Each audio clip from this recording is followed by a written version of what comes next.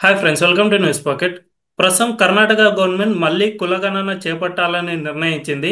Actually ఇదే Siddaramaiah government 2015లోనే అక్కడ కులగణన చేపట్టింది. కానీ అందుకు సంబంధించిన డీటెయిల్స్ను ఇప్పటి వరకు బయటపెట్టలేదు. అందుకు చాలా కారణాలే ఉన్నాయి. మళ్ళీ ఇప్పుడు 400 కోట్ల రూపాయలతో కులగణన చేపట్టాలని నిర్ణయించింది. అయితే ఇదైనా సక్సెస్ఫుల్గా అవుతుందా లేదా అనేది చాలా సందేహాస్పదంగా మారింది. మరోవైపు సెంట్రల్ గవర్నమెంట్ లోక్సభ ఎన్నికలప్పుడు మేము కులగణన చేపడతామని చెప్పినా కూడా ఈ గవర్నమెంట్స్ ఎందుకు ఇలా త్వరగా నిర్ణయాలు తీసుకుంటాయి అనే విషయాలన్నిటిపై కూలంకషంగా మనకు ఇప్పుడు మురళీ మనోహర్ గారు వివరిస్తారు. సార్, చెప్పండి. నమస్తే. నమస్తే సార్. అవును, కర్ణాటక ఈ రోజు ప్రకటన వచ్చింది. Siddaramaiah, decay Shivakumar deputy CM ఆ, ఈ ప్రకటన చేశారు. ఏ ప్రకటన అంటే మళ్ళీ మేము కులగణన చేస్తాం. అసలు ఈ గొడవ అంతా ఏంటి అంటే ఈ డికే శివకుమార్ సిద్దిరామయ్య ఇద్దరి మధ్య గొడవ ఇది. ఇంకా కులగణన 2015లోనే జరిగింది. ఆ కమిషన్ రిపోర్ట్ ఇచ్చింది. ఇప్పటి వరకు 2015 ఇప్పుడు అంటే 10 years బ్యాక్ జరిగింది. ఇప్పటి వరకు మరి రిపోర్ట్ ఎందుకు బయటకు రాలేదు? అసలు అందులో ఒక జడ్జి ఉంటాడు. ఆ జడ్జి సంతకం కూడా మొన్న ఈ మధ్య ఆ, ఆ, పెట్టారు. పెట్టాక ఇది లీక్ చేశారు. రిలీజ్ చేయాల్సింది పోయి అన్అఫీషియల్ గా లీక్ చేశారు. ఈ లీక్ చేసిన వ్యక్తి ఎవరు అంటే సిద్దిరామయ్యనే. ఎందుకు చేస్తాడు లీక్ అంటే బీసీల సంఖ్య చాలా ఎక్కువ ఉంది మా దగ్గర. బిడ్డ నన్ను తీసేస్తే అంటే ఆడ రెండే కులాలు డామినెంట్ కులాలు మనందరికీ తెలుసు. ఒక్కలిగా లింగాయతుల మధ్యనే గొడవ అంతా ఉంటది. ముఖ్యమంత్రులు కూడా ఒకరు మారి ఒకరు అయితే ఒక్కలిగా లేకపోతే లింగాయత్ ఎవరో ఒక ముఖ్యమంత్రి ఉండాల్సిందే. అలాంటిది సిద్దిరామయ్య ఒక ఏమంటాం కురుబ జాతి బీసీ ముఖ్యమంత్రి. ఆయనకు మనందరికి తెలుసు డికే శివకుమార్ ఫస్ట్ ముఖ్యమంత్రి అవుతారు అనుకున్నారు. కాదు కాదు, బీసీలు బాగా పెద్ద సంఖ్యలో ఉంటారు కనుక ఇది బాగుండదు, ఆయన సీనియర్ కూడా అని ఒక 2 2 years 2.5 years ఒకరు 2.5 years అని ఏదో ఒప్పందం జరిగింది అని మనకు చెప్తూ ఉంటారు. బయటికి చెప్పకపోయినా లోపల చెప్పేదైతే అదే విషయం చెప్తున్నారు. కనుక ఇది బీసీల ఇంకొకసారి రెచ్చగొట్టి మా సంఖ్య ఇంత ఉంది అని చెప్పడానికి ఆ రిపోర్ట్ బయటికి తీశాడు ఆయన సిద్దిరామయ్య. అఫీషియల్ గా అంగీకరించలేదు డికే శివకుమార్. దాంతో ఆ, ఈయన ఏం చేశాడంటే అన్అఫీషియల్ గా లీక్ చేశారు. బయటికి వచ్చేసింది అది. రావడంతో ఇప్పుడు ఆడ తెలుస్తున్నది ఏంటంటే గొడవ అంతా కూడా ఈ రెండు కులాల మధ్య లింగాయతులు ఆ, ఒక్కలిగాల మధ్య గొడవ. మాకు రిజర్వేషన్ ఎక్కువ రావాలి, మాకు రిజర్వేషన్ ఎక్కువ రావాలి అనేది అసలైనటువంటి గొడవ. కమిషన్ ఇచ్చింది ఏంది అంటే 73 లక్షలు ఆ, ఒక్కలిగా ఉన్నారు, లెక్కేస్తే 7% వస్తుంది అని ఒకరు. ఇంకొకరుండి మాది ఆ లింగాయతులు 81 లక్షలు ఉన్నారు, ఆ వాళ్ళకి 5.9% ఇచ్చారు ఆయన. అట్లా ఎట్లా అవుతుంది? 73 లక్షలు ఉన్న ఒక్కలిగలకు 7% అయినప్పుడు 81 లక్షలు ఉన్నటువంటి వాళ్ళకు 8% రావాలి కదా. 5.9% ఎట్లా వచ్చింది? ఇది కూడా ఒక గొడవ. యాక్చువల్ గా లింగాయతులు 1 కోటి ఉన్నారు అనేది కూడా వాళ్ళు చెప్తున్నటువంటి లెక్క. కనుక మనందరికీ తెలిసి ఇక్కడ మఠాలు చాలా బలంగా ఉంటాయి కర్ణాటకలో. ఆ, ఒక్కళ్ళిగా మఠాలు ఎంత పెద్దగా ఉంటాయి అంటే ఆ కర్ణాటకలో పెద్ద నగరాలు మీరు దావణగిరి వెళ్ళినా లేకపోతే షిమోగా వెళ్ళినా గుల్బర్గా వెళ్ళినా ఈ మఠాల యొక్క కాలేజెస్, ఇన్స్టిట్యూషన్స్, మెడికల్ కాలేజీలు, ఇంజనీరింగ్ కాలేజీలు చాలా ఉంటాయి. కోట్లకు పడగలెత్తింటాయి.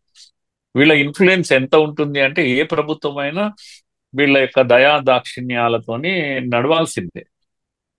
కనుక ఇప్పుడు స్టేట్ గవర్నమెంట్ చెప్తున్నది ఏంటంటే ఆ 32% నుంచి 51%కి పెంచుతామని ఒకటి. ఇంకోటి అట్లా కాదు, అసలు మొత్తము జనాభా బీసీల జనాభా 70%, 73% వరకు ఉంది కనుక బీసీల రిజర్వేషన్స్ కూడా అంత పెంచాలి. ఇవన్నీ ఆ, గొడవ ఇంటర్నల్ గా జరుగుతున్నటువంటి గొడవ. 50% అయితే దాటనికే వీలు లేదు, మనందరికీ తెలుసు, కోర్టు అడ్డం పడుతుంది.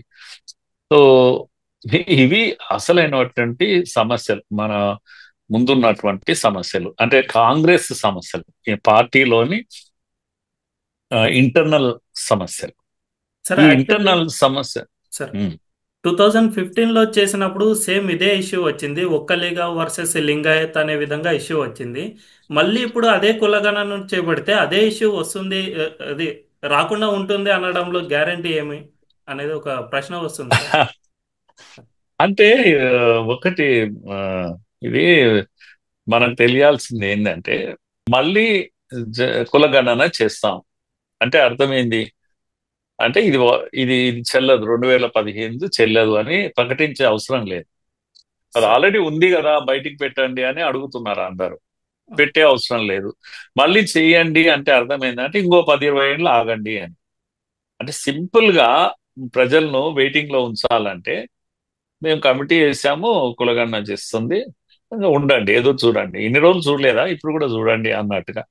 కనుక ఏదైనా పెండింగ్ లో పెట్టాలంటే కమిటీ వేయాలి. కమిటీ వేస్తే సమస్య పెండింగ్ లో ఉంచవచ్చు. ప్రజలు ఎదురు చూస్తూ ఉంటారు. తమకు అనుకూలమైనటువంటి రోజు దాన్ని ఇప్పుడు కూడా ఈయన అధిష్టానం ఆదేశాలు ఇచ్చింది పైనుంచి. రాహుల్ గాంధీ వీళ్ళు మీ కర్ణాటక ఏమనుకుంటే ఎట్లా మరి మళ్ళీ కులగణన చేయండి, ఎందుకంటే అది 2015 పాతదైపోయింది అని చెప్తున్నారు కానీ అసలు రీజన్స్ చెప్పడం లేదు. కులగణన అప్పుడు జరిగింది, ఏది కూడా అప్పుడైనా ఇప్పుడైనా శాస్త్రీయంగా చేయరు వీళ్ళు. కనుక అప్పుడు 165 కోట్లు ఎంతనో ఖర్చు చేశారు. ఇప్పుడు ఈ కొత్త దానికి మళ్ళా మేము 400 కోట్లు మేము ఖర్చు చేస్తాము, ఆ, తీసి పెట్టామని. అక్కడ బడ్జెటే లేదు, జీతాలు ఇవ్వడానికి డబ్బులు లేవు, ఏవీ లేవు. కానీ ప్రజలను ఎంత పిచ్చోళం చేస్తున్నారు అసలు. ట్యాక్స్ పేయర్స్ మనీ ఏమనుకుంటున్నారు వీళ్ళు, కాంగ్రెస్ వాళ్ళు? తమ ఇష్టారాజ్యమా? తమ ఇంటర్నల్ అంతర్గత సమస్యల కోసం ఎంత బడ్జెట్ అయినా ఇస్తారా? ఇది మనము ప్రజలు అడగాల్సినటువంటి ప్రశ్న ఇప్పుడు. మళ్ళీ సార్ ఎందుకు చేస్తున్నారు? యాక్చువల్లీ తెలంగాణలో జరిపిన కులగణన అనేది చాలా తప్పుల తడకగా ఉంది. చాలా మంది దగ్గర ఇది ఆధార్ కార్డు లేదంటే ఎటువంటి ప్రూఫ్లు కూడా తీసుకోలేదు. దీనివల్ల ఎవరు ఏది చెప్తే అలా రాసుకుంటూ పోయారు అనే ఒక ఆరోపణ ఉంది కదా సార్. ఇప్పుడు కర్ణాటకలో కూడా అదే పరిస్థితి నెలకొంటుందా అనే అనుమానాలు కూడా తలెత్తుతున్నాయి. అంతే కదా. ఇప్పుడు అక్కడ కూడా ఇప్పుడు ఆధారంగానే చెయ్యండి అని ఏదో ఆర్డర్ ఇచ్చారు. కానీ జరిగేది ఏంది? 400 కోట్లు డబ్బు పెట్టి ఖర్చు పెట్టి సుమారుగా రెమ్యునరేటర్స్ వాళ్ళని ఏమంటాము, కులగణన చేసేటువంటి వాళ్లకు సుమారుగా ఆ, ఆ, 1,65,000 కుటుంబాలు ఏవో ఉన్నాయని ఆల్రెడీ స్టిక్కర్స్ కూడా వేశారు. అన్ని అవును సార్. కుటుంబాలకు ఇండ్ల పైన స్టిక్కర్స్ వేశారు. ఇప్పుడు మళ్ళా వేస్తారా? మళ్ళీ ఎంత ఖర్చు అవుతుంది ఒక్కొక్క కుటుంబం ఇంటికి స్టిక్కర్ వేయడానికి? ఎంతమంది వీళ్ళు ఆ, పని చేస్తారు దీనికి? సుమారుగా ఒక్కొక్కరికి 20,000 ఖర్చు వస్తుంది అని అంటున్నారు. ఎన్ని కోట్ల రూపాయల ఖర్చు అంటే ఇది ఊహించలేనంత బడ్జెట్ ప్రభుత్వం పైన పడుతుంది ఇప్పుడు. ఏది తమ మధ్య పొలిటికల్ డిఫరెన్స్ ఉన్నందుకు డికే శివకుమార్ సిద్దిరామయ్య గొడవను తీసుకొచ్చి జనం పైన పెట్టేసి ఈ లింగాయతులు ఈ ఒక్కలిగా వాళ్ళు చేస్తున్న గొడవను తీసుకొచ్చి ప్రజల మీద పడేసి పరిష్కరించుకోలేక, గొడవ ఏముంటుంది, వాళ్ళు ఏదో చెప్తారు, చెప్పింది మీరు వినాలి, దాని పరిష్కార మార్గం కనుక్కోవాలి. మరి కనుక్కోకుండా మీరు తీసుకొచ్చి ప్రజల ముందే వేయడం ఏంది? కనుక అసమర్థత అన్నట్టు. ఏది వీళ్ళ యొక్క అసమర్థత, ప్రభుత్వం యొక్క అసమర్థత. ఇది రెస్పెక్టివ్ ప్రపోర్షనేట్ ఇది ఇవ్వాలి అని ఒకరిగల అడుగుతున్నారు. ప్రపోర్షనేట్ గానే ఇవ్వాలి అనేది అడుగుతున్నారు. అంటే పర్సంటేజ్ డిసైడ్ చేయాలని. ఈ పర్సంటేజ్ డిసైడ్ చేయడంలో 7% ఒకటి, 5.9% ఒకటి డెసిషన్ ఎలా తీసుకున్నారు అనేది ఇంటర్నల్ గా జరుగుతున్నటువంటి గొడవ ఇది. దీన్ని లెక్కలు కూర్చొని తేల్చుకోలేక మీరు కూర్చుంటే అయిపోయింది కదా. కమిషన్ ముందర కూర్చుంటే అసలైన లెక్క ఏందో వస్తుంది.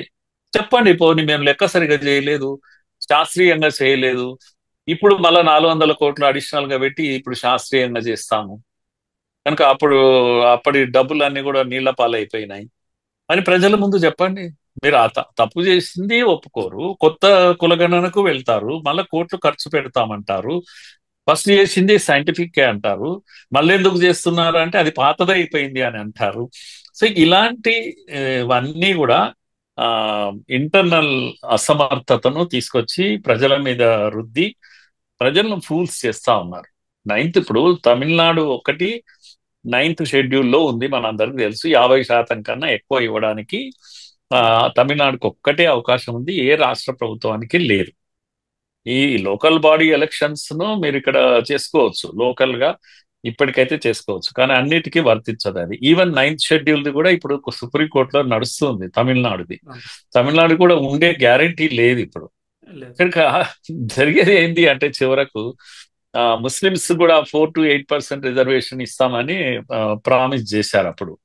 మరి ఇప్పుడు ఎంత ఇస్తారు, ఆ, ఎట్లా ఇస్తారు, ఇవన్నీ మళ్ళీ తేల్చాల్సినటువంటి. ఇప్పుడు జనాభా పెరిగింది అంటున్నారు వాళ్ళు, మాకు 12.6% ఉంది మా జనాభా ఇప్పుడు, అంటే సుమారుగా 90 లక్షలు, 1 కోటి వరకు ఉంది మాది అవును. అని వాళ్ళు అంటున్నారు. మళ్ళా వాళ్ళకు కూడా రిజర్వేషన్ పెంచుతారా?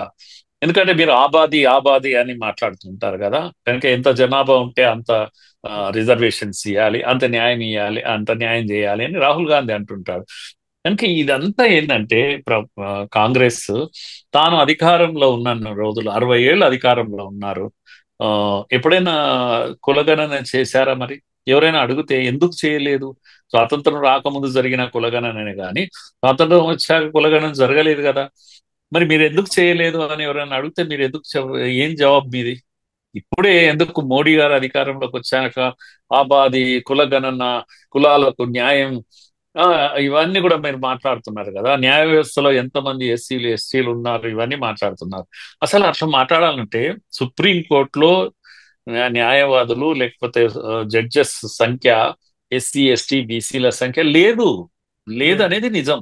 అవును. ఎందుకు లేదు అనే దానికి కారణం ఎవరు మరి?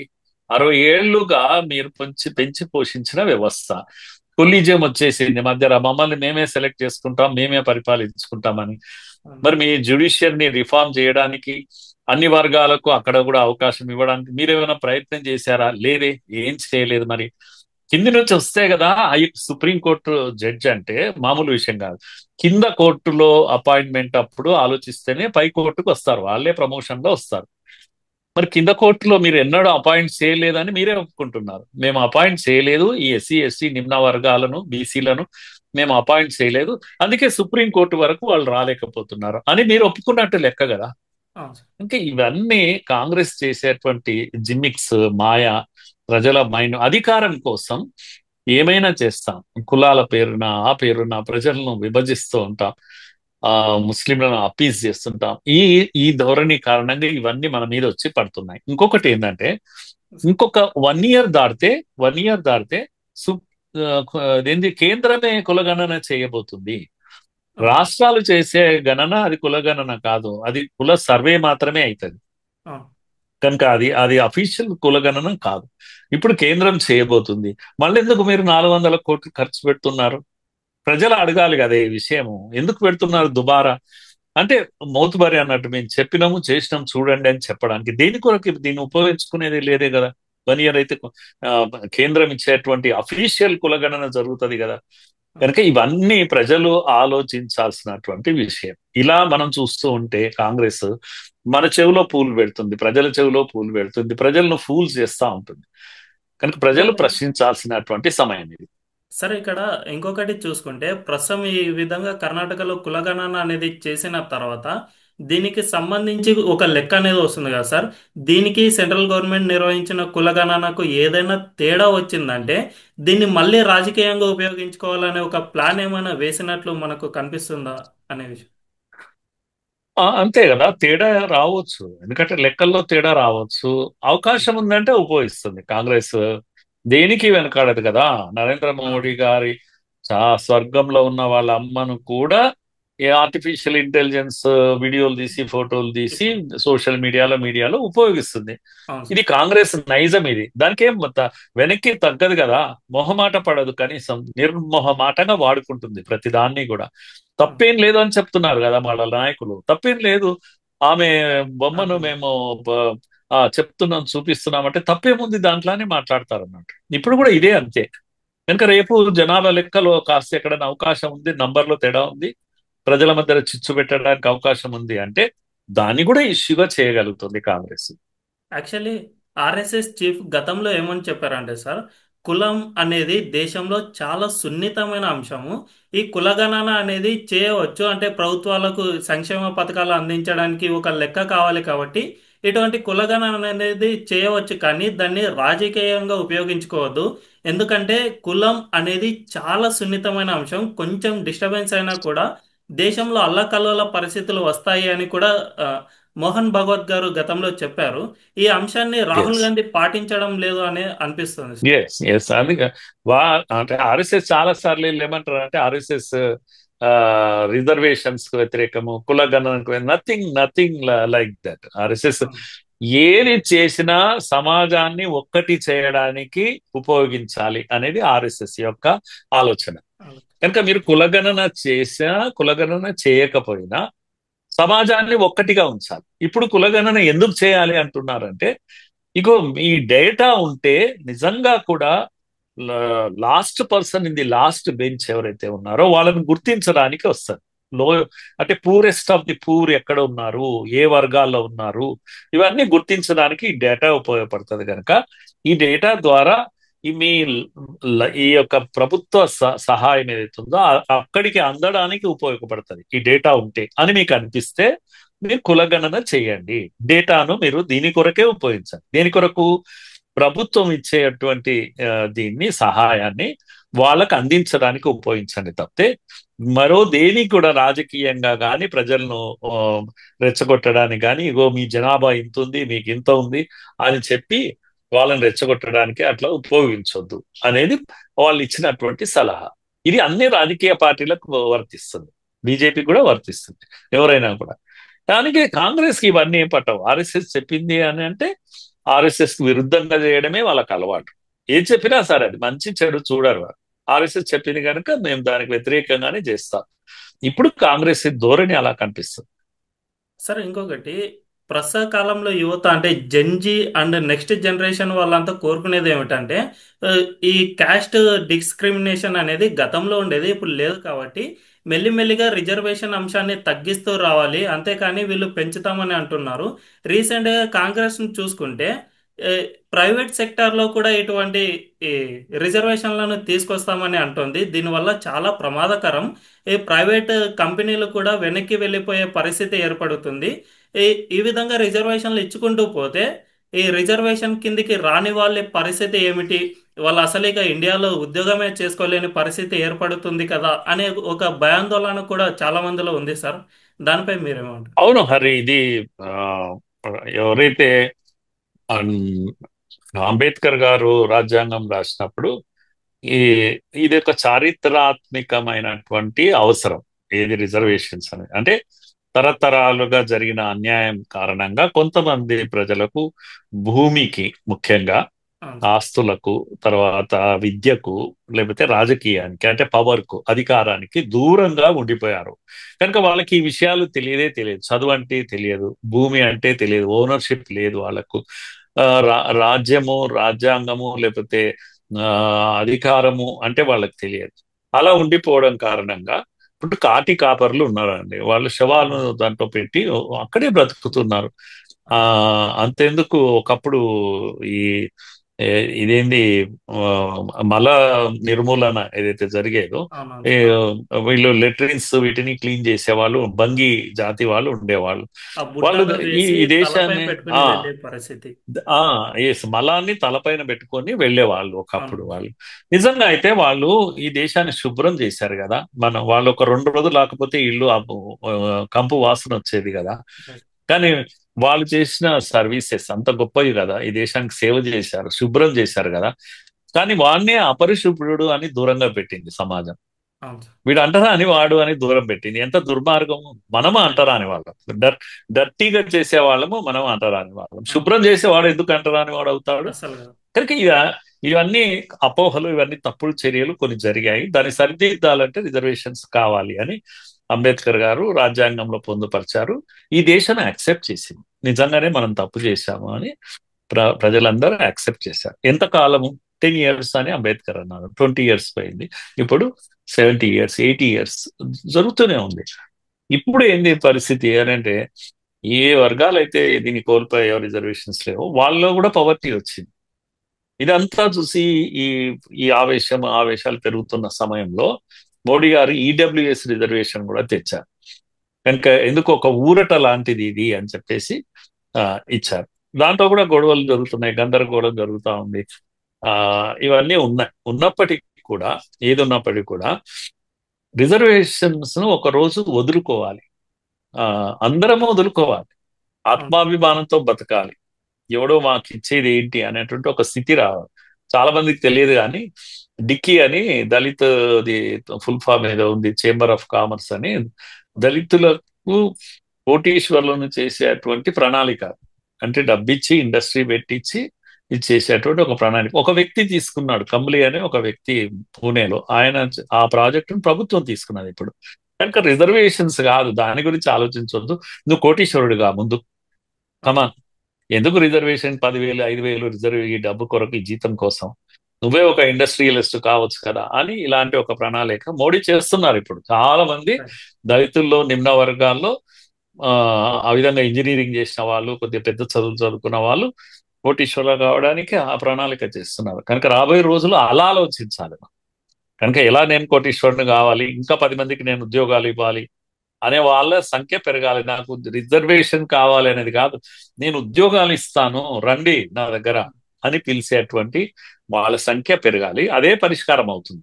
ఇవన్నిటి వల్ల ఏది కాదు. ప్రైవేట్ లో రిజర్వేషన్ ఆల్రెడీ ఎన్ని ఇస్తూ పోతారు.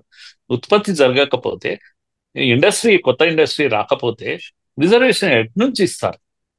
రైట్. కనుక మన యొక్క ఆలోచన మారాలి. ఉద్యోగాలు కావాలి కాదు, ఉద్యోగాలు ఇవ్వాలి. దాని కొరకు ఉత్పత్తిని పెంచాలి. ఇప్పుడు దేశం ఆ దిశగా ప్రయాణిస్తుంది కనుక ఆ బాధ లేదు మనకు. రైట్.